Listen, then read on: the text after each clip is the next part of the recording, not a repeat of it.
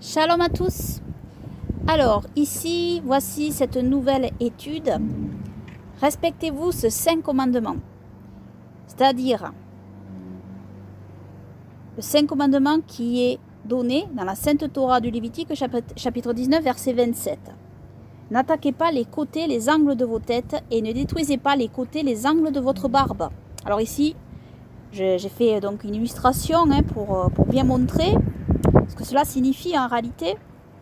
Donc, et dans cette petite étude, c'est pas une très longue étude, mais cette étude fait suite à mon autre étude sur Israël, peuple barbu aux cheveux longs, que je vous invite à regarder si vous ne l'avez pas fait, que je vais mettre dans la description de cette audio-vidéo si Elohim le permet. Donc, ici, je montre différents exemples. Donc, je montre des visages de type caucasien et des visages de type africain. C'est voulu, car bien évidemment, nos frères et sœurs africains aussi font partie du peuple d'Israël, sont israélites, ceux qui croient en notre Seigneur Sauveur Yeshua et qui suivent les 5 commandements et qui veulent suivre les 5 commandements de Yahweh notre Elohim. Amen. Et il n'y a pas évidemment de question raciale en fait au sein du peuple d'Israël. Je précise ce fait parce que il y a des courants qui existent, des fausses doctrines en fait, des hérésies qui circulent, notamment issues du milieu africain et issues aussi des États-Unis. J'en avais déjà parlé quand j'avais dit Yeshua est-il noir. J'avais déjà parlé de tout ça. Et ce sont des hérésies qui circulent doctrinales, qui n'ont rien à faire en fait dans la vraie foi, en Yahweh notre Elohim, en notre Seigneur Sauveur Yeshua. Car cela met l'accent sur une prédominance en fait raciale en réalité, alors que ça n'a aucun sens en fait au niveau biblique et israélite, d'accord. C'est absolument, ces pensées sont absolument condamnées par Yahweh notre Elohim et notre Seigneur Sauveur Yeshua. Que alors le courant c'est les Hébreux Black israélites qui prétendent, ou les Black Hébreux israélites qui prétendent que le peuple juif serait noir, mais que ceux qui sont de type caucasien seraient issus des dômes et auraient spolié en fait l'identité en fait des juifs et des israélites. Donc tout ça en fait ce sont des doctrines de l'adversaire et ça n'a aucun rapport avec la doctrine biblique et la foi en fait du peuple d'Israël en réalité. Le peuple d'Israël est un peuple adamique, universel en réalité. Il n'y avait pas au sein d'Israël, il y avait plusieurs couleurs de peau, plusieurs types de cheveux, plusieurs couleurs de yeux. Le peuple d'Israël, c'est un peuple composé de plusieurs ethnies en fait, et qui se retrouve en un seul peuple, sous la bannière d'un seul Elohim et d'un seul Mashiach, notre Seigneur Sauveur Yeshua. C'est la foi qui nous unit. C'est un peuple adamique universel, le peuple d'Israël. Alors bien sûr, il y a la lignée des Lévites, c'est-à-dire la lignée des Lévites, ceux qui sont de la lignée d'Aaron, plus exactement, et les fils, les descendants d'Aaron, qui eux, c'est vrai, doivent être de la même lignée que Aaron, pour être sacrificateurs et souverains sacrificateurs. Mais hormis cela, pour tout le peuple d'Israël, il n'y a pas de descendance génétique, voilà. Qui soit unique en réalité. Enfin, bien sûr, la descendance génétique adamique, voilà, c'est celle-là, notre descendance. Mais après, je veux dire, il n'y a pas de descendance. Ce n'est pas par la descendance génétique que le peuple d'Israël s'identifie en réalité. C'est pas ça. À part, je vous dis, pour juste les descendants d'Aaron qui eux sont de la même lignée. Mais hormis les sacrificateurs et souverains sacrificateurs, tout le reste du peuple est multi-ethnique en réalité, pour former un seul peuple, sous la foi de Yahweh notre Elohim et de notre Seigneur Sauveur Yeshua. Amen. Le peuple d'Israël était-il noir majoritairement ou caucasien?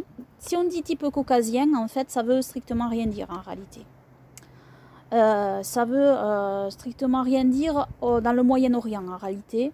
Au Proche et Moyen-Orient. Parce que la couleur de peau, nous, si vous voulez, depuis qu'il y a eu l'histoire de l'esclavage malheureux des Noirs, en fait, des Africains, on a cette espèce de clivage dans le milieu notamment caucasien, et même maintenant dans le milieu africain, donc, entre les Noirs et les Blancs. Mais je peux vous dire que si vous regardez en fait les visages de plusieurs ethnies, c'est un ridicule absolu en fait, ce concept-là. Ce concept est d'un ridicule absolu parce que on se rend compte des nuances qu'il y a extrêmement nombreuses, des centaines et des centaines et des centaines de nuances qu'il y a. Et c'est ridicule en fait d'enfermer les gens dans ce concept, les noirs d'un côté, les blancs de l'autre en réalité. Et comme j'ai dit, il n'y a pas vraiment de noir et de blanc, on est tous rouges. Mais bon, revoir ma vidéo, rouge argile en fait, pris de la terre argile. Et suivant les teintes en fait, ça donne des couleurs plus foncées et plus claires à la peau. En réalité, quand on dit noir de peau, même parmi les noirs en fait de couleur, là je parle de la couleur, il y a des traits de visage qui sont complètement différents les uns des autres en réalité. Des physionomies complètement différentes qui n'ont rien à voir avec la couleur de peau, par exemple. Mais ce qu'il y a, c'est que les gens n'identifient pas vraiment les noirs à la couleur de la peau en réalité. En tout cas dans le milieu caucasien. Il définit quelqu'un de noir par ses traits, en fait, par ses cheveux, par ses types de traits et de cheveux en réalité. Si là les cheveux crépus, les traits un peu plus épatés, voilà. Pour eux c'est un noir. Alors qu'il peut être très clair. Par exemple Obama, je prends cet exemple, mais Obama, de la couleur de peau, il n'est pas noir. Je suis désolée, mais il n'est pas noir. Hein. Il a plutôt la couleur mate foncée, mais il n'est pas noir de peau. Mais on le considère noir à cause de ses traits physiques en fait. Donc vous voyez, c'est assez complexe et il y a des gens noirs de peau, vraiment, et qui ont des traits, pas comme par exemple Obama, qui a des traits un peu plus épatés, mais qui ont des traits beaucoup plus allongés, on va dire. Hein, des nez plus allongés, voilà. Donc véritablement, tout ça c'est confus, en réalité, c'est d'un ridicule absolu, en fait, de vouloir classer les gens comme ça. Et ça n'avait pas lieu d'être en fait au sein du peuple d'Israël. Il y avait des Israélites qui étaient typés différents, vraiment, ça c'est une certitude. Il y avait des Israélites qui étaient, alors ça dépendait des tribus d'où ils venaient, hein, parce qu'il faut savoir que les Israélites se sont séparés, ils étaient 12 tribus, donc 12 tribus, ils ont formé 12 peuples en fait. 12 peuples en un seul en fait.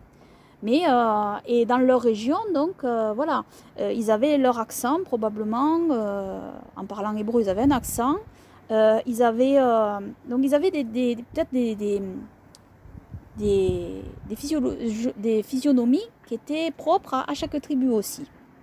Donc, et puis bon, dans une même tribu, c'était pas uniforme non plus. Hein. Donc voilà, et quand on étudie la question, c'est vraiment... alors là, je fais 2 études en une. Et après, on va revenir après au sujet que j'évoque ici. Respectez-vous ce 5 commandements. On va revenir sur ce sujet. Mais d'abord, je veux faire ce sujet parce que c'est un sujet important. Et donc, au sein d'Israël, il y avait plusieurs physionomies en réalité.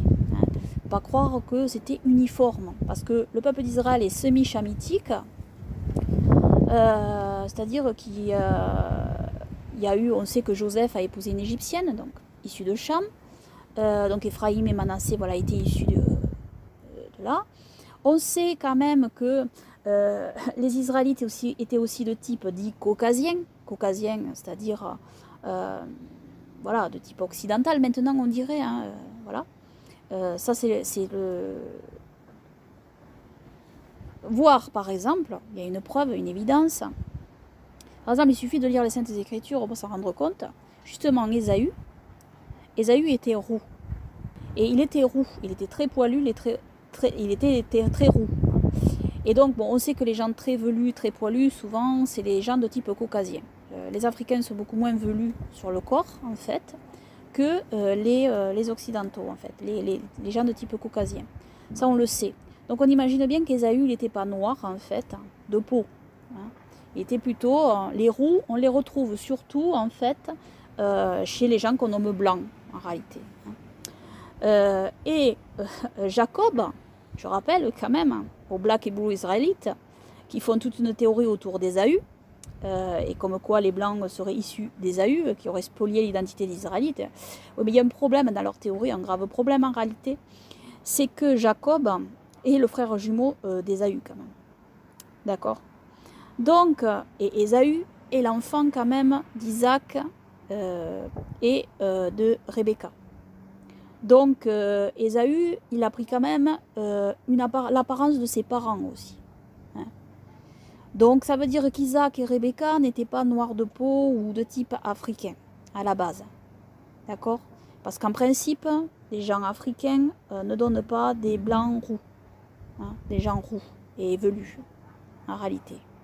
Bon, ça, c'est une évidence. Et Jacob est le frère jumeau, enfin, un faux jumeau, d'accord? Enfin, c'est le frère jumeau d'Ésaü. Et c'est l'enfant aussi d'Isaac et de Rebecca. Donc forcément, de par là, bibliquement parlant, il est évident qu'ils n'étaient quand même pas de type cheveux de type africain ou couleur ou trait qu'on dirait maintenant de type africain. Bon, c'est quand même assez évident. Hein. Ensuite, Jacob épousa Rachel et Léa, qui sont les deux filles de Laban, qui étaient syriens. Alors je vous invite à regarder des photos d'hommes syriens. Parce que pourquoi syriens? Parce que les Syriens, en fait, ils sont issus d'Aram. Et les Syriens, ils sont cousins d'Abraham. Donc là aussi, si vous regardez des Syriens, vous allez voir la physionomie des Syriens. Et les Syriens, bon, ils ne sont pas quand même non plus de type africain, on va dire. D'accord? Regardez les hommes syriens, tout simplement. C'est leurs cousins, c'est les cousins des Israélites, hein, les hommes syriens. Donc, Laban, ça veut dire blanc. Alors, pourquoi il a été appelé blanc? On ne sait pas. Bon, je ne sais pas, je n'affirmerai pas ici. Peut-être que parce qu'il avait la peau plus claire, je n'en sais rien. Peut-être pour une autre raison. Mais bon, voilà. Il y a quand même des choses au niveau biblique qui démontrent que, bon, les Israélites, c'est pas vrai que les Israélites n'étaient pas blonds aux yeux bleus. Parce que vous savez, quand les roux et les blonds, bon, il y a des similitudes entre roux et blonds. Hein. David, il est dit que quand il était jeune, il était roux. Et je dis roux parce qu'en fait, les roux, ils sont blancs de peau, hein, souvent, hein, les roux. Hein. Regardez les roux, vous verrez. Alors, est-ce que c'était un vrai roux ou est-ce qu'il avait juste des reflets roux? C'est possible aussi, hein, c'est peut-être un châtain roux. Hein. Et dans la Bible, il est dit que quand il était jeune, il était roux, c'est-à-dire, c'est le mot Édom, hein, qui est utilisé dans le texte, et ce mot-là signifie rouge. Hein. Alors il y en a qui traduisent blond. Donc voilà, le roi David était roux, donc bon, il n'était pas de type africain, d'accord? Il était juif, David, il était issu de Juda.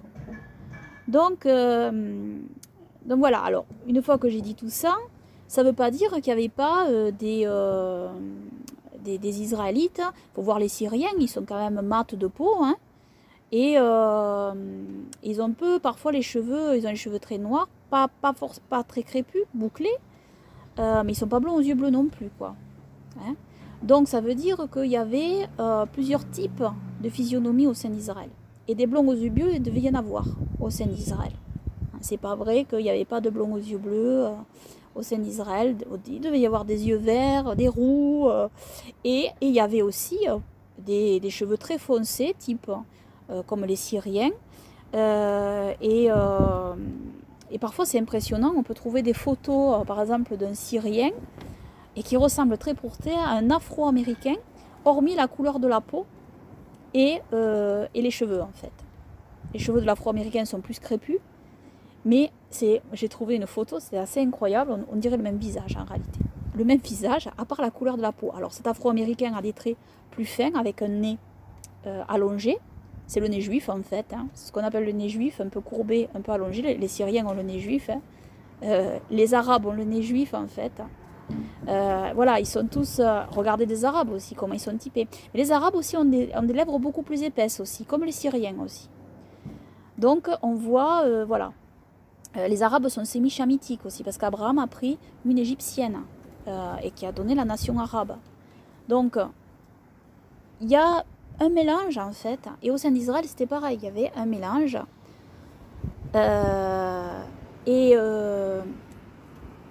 Et il y avait peut-être des gens de type asiatique aussi au sein d'Israël. Il ne faut pas rejeter non plus les autres physionomies. Donc, pourquoi? Parce qu'au sein d'Israël, en fait, c'est pas une question de race de faire partie du peuple d'Israël. Je vous invite à relire les Saintes Écritures et vous verrez qu'il y avait beaucoup de peuples. Uri le Hittite, par exemple, qui était proche du roi David, eh bien, il est hittite. C'est écrit, le Hittite. Donc, il y en a un qui était de Juda aussi, qui est appelé l'Ishmaélite. Pourquoi? Parce qu'il était Ishmaélite à la base avant de devenir israélite. Et pourtant, il est nommé comme après, faisant partie de Juda, je crois bien. Donc, en réalité, il y avait énormément de peuples alentour d'Israël qui devenaient israélites par la foi. Ils s'agrégeaient au peuple israélite par la foi.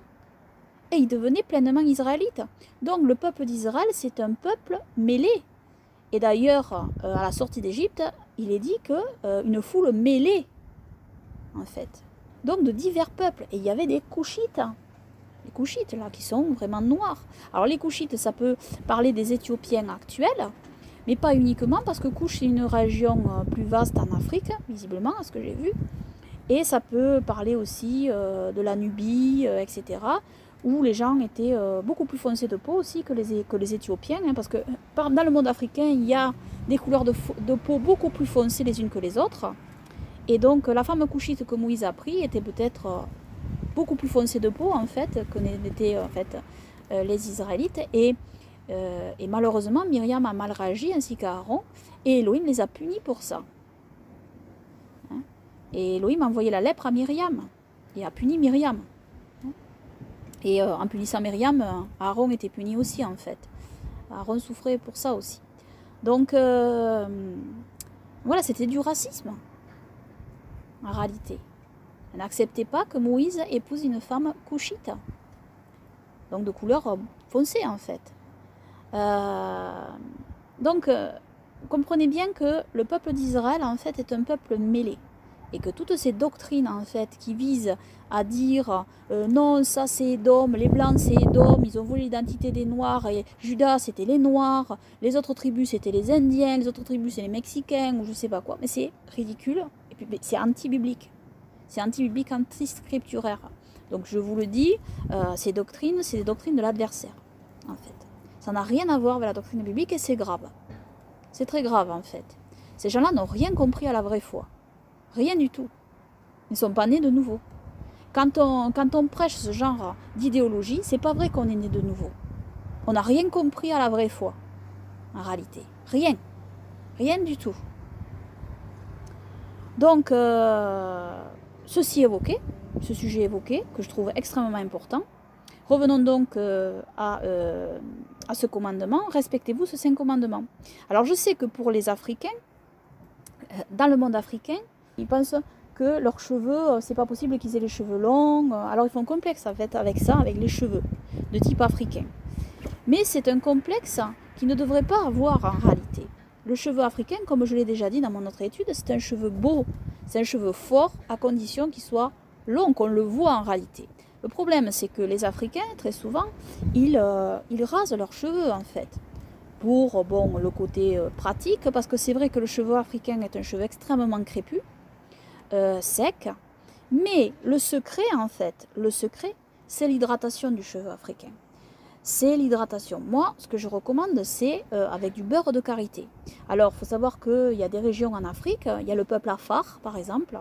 Vous trouverez des photos de ce peuple, de ces hommes, et qui utilisent beaucoup de beurre de karité, énormément, et leurs cheveux afro, donc leurs cheveux de type africain, tombent. Et bon, en plus, ils se font des boucles, mais les boucles, c'est pas obligé, en fait, hein. Je me suis renseignée sur le sujet, en fait, justement. Et si ça peut aider nos frères et sœurs africains, c'est très bien. Il y en a aussi qui laissent leurs cheveux le plus naturel possible, africains, pousser. Ce qu'il y a, c'est qu'il faut une bonne hydratation, en fait. Donc, c'est-à-dire qu'après avoir lavé vos cheveux, après un shampoing bio de préférence, ne pas les sécher, hein, ne pas les sécher. mais hydratez en prenant des mèches de vos cheveux, en les étirant, avec du beurre de karité bio. C'est vraiment l'idéal. Le peuple afar utilise justement le beurre de karité. C'est vraiment idéal, le beurre de karité, je le recommande. Vous pouvez utiliser d'autres huiles aussi biologiques, mais le beurre de karité a des vertus, à beaucoup de choses bénéfiques, je pense, pour le cheveu. Et le cheveu de type africain, voilà, ça lui ira très bien, ça lui va très bien. Et vous passez donc le beurre de karité sur les mèches, comme il faut, mais il ne faut pas hésiter, parce que le cheveu africain a besoin de beaucoup d'hydratation, en fait, énormément. Et ensuite, la possibilité, c'est d'enrouler des mèches, en fait, avec vos cheveux, les enrouler en mèches, et de laisser reposer, en fait, un certain temps. Et après, de dérouler les mèches, et ça fera des boucles, mais ça permet d'allonger les cheveux. Ou alors, si vous ne voulez pas faire les boucles, vous laissez le beurre de karité, et ensuite, vous laissez agir, vous étirez les mèches, vous laissez, puis après, Alors, c'est vrai que si vous ne faites pas les mèches aux cheveux, ce qu'il y a, c'est que ça aura peut-être plus de mal, le cheveu sera moins tombant. Voilà. Et de ne pas rincer, le beurre de karité, le laisser pénétrer les cheveux, en fait, jusqu'à ce que ça disparaisse. Et après, le beurre de karité, parce que le cheveu africain est très épais et très sec, donc il pourra absorber tout le beurre de karité sans problème, sans que ce soit trop gras en réalité, contrairement à des cheveux de type caucasien, lisse. Et vraiment, les croyants africains doivent reprendre possession, en fait, de leur chevelure, de leur barbe également, parce que je vois beaucoup de croyants africains qui se coupent la barbe, en fait. Ils ont la barbe, mais ils se la coupent. Non, non, vous ne devez pas vous couper la barbe. Les barbes des hommes africains poussent très bien. Très bien, il n'y a pas de problème de ce côté-là. Vraiment, c'est comme les barbes des caucasiens, en fait. Elle est plus crépue, mais elle pousse très bien, en fait. Et ce qu'il y a, c'est que vous pouvez l'hydrater avec du beurre de karité. Il n'y a pas de raison de la couper. Laissez-la pousser librement au-delà du menton et au-delà de vos joues, en fait. C'est ça les frontières de votre barbe, que vous ne devez pas couper. Si vous coupez ça, vous coupez les frontières de votre barbe. D'accord? Donc non. Juste, ce que j'avais expliqué, c'est que si jamais il y a quelques poils qui dépassent trop, disons, de ces frontières-là, on peut égaliser, mais c'est tout, pas plus, en réalité, pas plus. Donc pour la moustache aussi, on peut faire le dessus de la moustache pour pas que ça gêne sur la lèvre inférieure. Mais bien sûr, sans détruire la moustache, bien évidemment. C'est juste couper les poils un peu qui descendent, juste les poils qui dépassent un peu de la moustache et qui descendent sur la lèvre inférieure, c'est tout. Mais il ne faut pas détruire la moustache. Et je veux vous montrer ce passage qui a un rapport avec ce que je dis. C'est dans 2 Samuel, chapitre 10, verset 4. À un moment, nous lisons, « Alors, Hanoun fit saisir les serviteurs de David. » Alors là, ils ont traduit « raser la moitié de leur barbe et couper la moitié de leurs vêtements jusqu'aux reins, puis il les congédia. » Donc ici, si on va au texte hébreu, il est écrit, donc, ce mot-ci, qui ont traduit par raser. Mais raser, comme j'ai expliqué dans mon autre étude, ça veut aussi dire couper au rasoir, en fait. Ça ne veut pas dire forcément tout raser, comme on peut l'entendre. Ça peut vouloir dire tout raser, mais ça ne veut pas forcément dire tout raser. Ça peut vouloir dire aussi couper au rasoir, parce qu'on coupait au rasoir à cette époque-là. Donc, couper, donc, il fait saisir les serviteurs de David, couper la moitié de leur barbe. Et couper la moitié, alors pour couper la moitié de leurs vêtements, c'est un autre mot qui est employé. C'est couper dans le sens de déchirer entièrement, en fait, je pense. Donc, couper la moitié de leurs vêtements jusqu'au rein, puis les congédia. Or, on en informa David. Alors là, ici, couper la moitié de leur barbe, eh bien, selon moi, ça veut dire, en fait, couper la barbe comme certains hommes se la coupent, c'est-à-dire près du menton, en réalité, et près des joues. D'accord? C'est ça que ça veut dire. Selon ma compréhension, c'est ça que ça veut dire. Et on en informa David qui envoya au-devant d'eux, car ces hommes étaient accablés de honte. Écoutez bien, ils avaient honte qu'on leur ait coupé la barbe. C'est une honte en Israël, d'avoir une barbe coupée comme ça, ainsi. Et leur fit dire, et donc David leur fit dire, restez à Jéricho jusqu'à ce que votre barbe ait repoussé, puis vous reviendrez. Donc, vous voyez quand même l'importance de la barbe et que c'est une honte pour quelqu'un d'avoir la barbe coupée à moitié en fait. Et coupée à moitié, ça veut dire en réalité qu'elle était amputée la barbe, jusqu'au menton à peu près. Il leur avait coupé les frontières de la barbe. Hein, moi, je le comprends ainsi. Donc, je cite ce passage justement pour nos frères africains qui se coupent donc, qui se coupent la barbe en fait, qui ne la laissent pas croître tout simplement et avoir des frontières. Après, pour les cheveux, en fait, c'est au minimum. En fait, il faut que le cheveu tombe et ne pas couper les angles de la chevelure en fait. Donc, au minimum, en fait, jusqu'aux épaules. Et au-delà, si vous voulez, il n'y a pas d'interdit. Revoir ma vidéo donc. Donc vraiment, j'invite donc tous les croyants à respecter ce 5 commandements. Et c'est pareil pour les femmes en réalité. Les femmes africaines aussi, c'est pareil. Hein. Ne pas couper les angles de la chevelure. Donc, pas se faire de franges non plus. Et ma mère, elle a une frange. Et là maintenant, que bon, je lui ai montré cela, eh bien, elle va se laisser pousser la frange. Moi-même, ça fait un moment que je ne sentais plus d'avoir la frange. Et donc voilà, parce que la frange, en fait, ça coupe les angles de la chevelure également. Donc, voilà. Alors, maintenant, je vais vous citer un passage, parce que certains prennent ce commandement à la légère. Il n'y a pas de commandement négligeable. Pas de commandement négligeable. Jérémie chapitre 9, versets 24 à 25. Voici des jours vont venir, dit Yahweh, où je sévirai contre tous ceux qui sont circoncis sans l'être, sur l'Égypte et sur Juda et sur Édom et sur les fils d'Ammon et sur Moab, et sur tous ceux qui coupent l'angle, le côté, de la barbe et de la chevelure, habitant dans le désert, car si tous ces peuples sont incirconcis, toute la maison d'Israël a elle le cœur incirconcis. Alors ici, vraiment, c'est et surtout ceux qui coupent l'angle, le côté. Alors, ça fait référence, bien entendu, ce terme, c'est pour ça qu'entre parenthèses, j'ai rajouté de la barbe et de la chevelure. Certains traducteurs traduiront qui coupe l'angle de la barbe et d'autres traduiront l'angle ou le côté de la chevelure. En fait, ça dépend des traducteurs. Hein. Ils ont utilisé ce qu'ils voulaient. Alors, soit dans ce passage, soit dans l'autre que je vais citer, ils ont utilisé un ou l'autre terme. Hein. Il est évident que ce passage fait référence à ce 5 commandements.